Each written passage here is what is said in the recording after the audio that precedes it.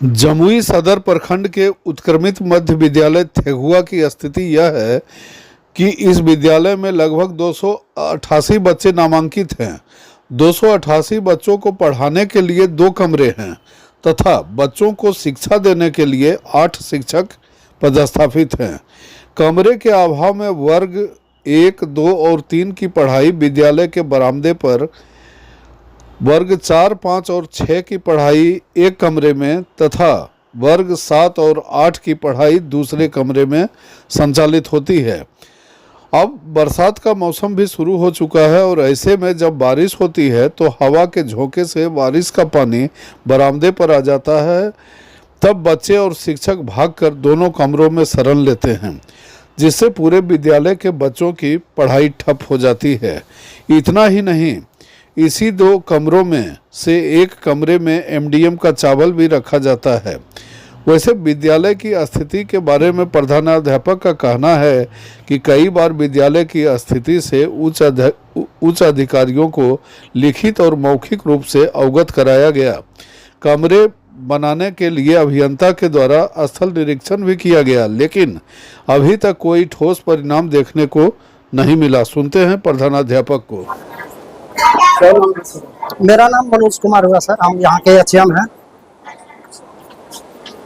यहाँ जो हम देख पा रहे हैं कि 2 क्लास रूम है और इसी में एमडीएम का चावल भी रखा हुआ है जी, और बच्चे बरामदे पर पढ़ रहे हैं जी।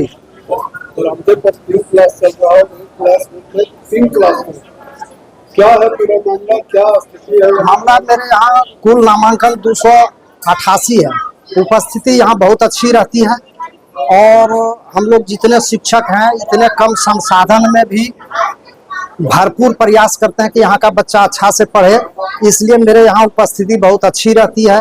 लेकिन बहुत कठिनाई है। कठिनाई क्या है, ये सिर्फ हम ही को नहीं है, सारे शिक्षक को, सारे बच्चे के साथ ये कठिनाई है। तो यहाँ किस क्लास तक की पढ़ाई हो रही है? एक वर्ग 1 से लेकर के वर्ग 8 तक की पढ़ाई होती है। तो कैसे आप मैनेज करते हैं 8 क्लास को 2 रूम में?